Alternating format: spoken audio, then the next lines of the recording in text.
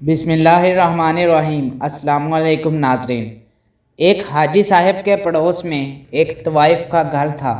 حاجی صاحب طوائف کی وجہ سے بڑے پریشان تھے کیونکہ اس کے گھر میں ہر وقت اوباش اور آوارہ قسم کے آدمیوں کی بھیڑ لگی رہتی۔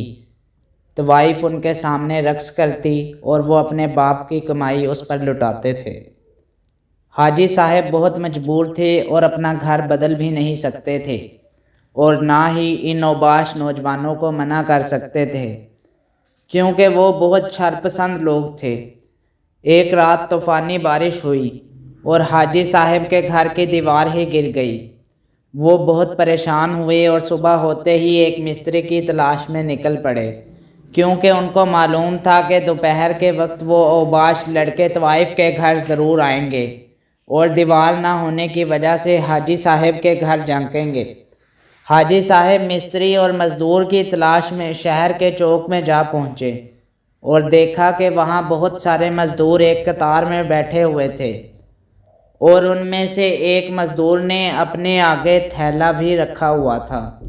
حاجی صاحب نے اس سے کہا کہ میرے گھر کی دیوار گر گئی ہے، گارے اور مٹی کا کام ہے، کیا تم مزدوری کرنا پسند کرو گے؟ مزدور نے کہا کہ میں 3 شرائط پر آپ کے ہاں مزدوری کروں گا۔ پہلی شرط یہ ہے کہ تم مجھ سے میری صحت کے حساب سے کام لو گے۔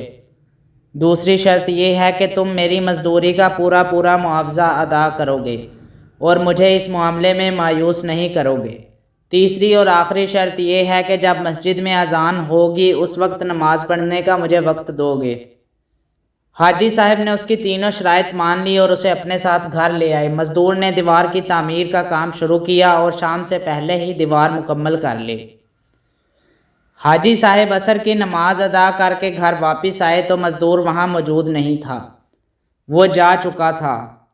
حاجی صاحب حیران تھے کہ اس نے 3 دنوں کا کام ایک ہی دن میں کر لیا اور بغیر معاوضہ لیے گھر سے روانہ ہو گیا۔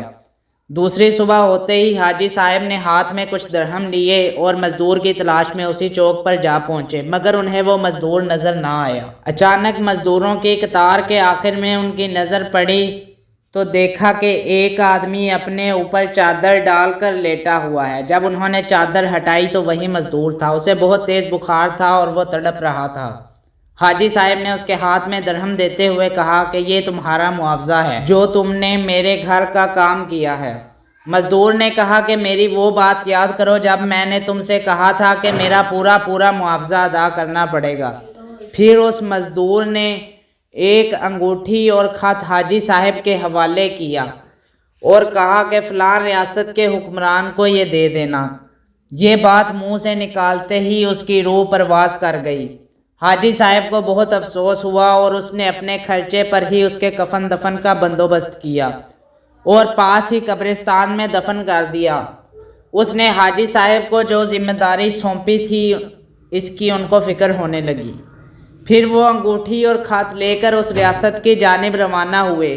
2 دن کے سفر کے بعد وہ اس ریاست میں جا پہنچے اور اس حاکم کی حویلی میں داخل ہوئے۔ جب انہوں نے حاکم کو انگوٹھی اور خط دیا تو اس کے رونگٹے کھڑے ہو گئے۔ حاکم نے خط پڑھا تو اسے چومتا ہوا حاجی صاحب سے پوچھنے لگا کہ یہ نوجوان تمہیں کہاں ملا تھا اور اب یہ کہاں ہے؟ اس نے حاکم کو بتایا کہ اس کا انتقال ہو چکا ہے۔ یہ سنتے ہی حاکم غش کھا کر گر پڑا۔ جب اسے ہوش آیا تو وہ حاجی صاحب کی منتیں کرنے لگا کہ مجھے اس کی قبر پر لے چلو، وہ میرے جگر کا گوشہ تھا، میرا اکلوتا بیٹا تھا۔ جوانی کے نشے میں وہ ہر رات شراب اور مستی میں گزار دیتا تھا۔ میرے لاکھ منع کرنے کے باوجود بھی اس نے اپنے اوباش دوستوں کی محفل نہ چھوڑی اور گناہوں کی دلدل میں دھنستا چلا گیا۔ لیکن وہ ایک بار مسجد کے پاس سے گزرا تو امام مسجد خطبہ پڑھنے میں مصروف تھے اور اس خطبے میں امام صاحب قرآنی آیات کی تفسیر بیان کر رہے تھے۔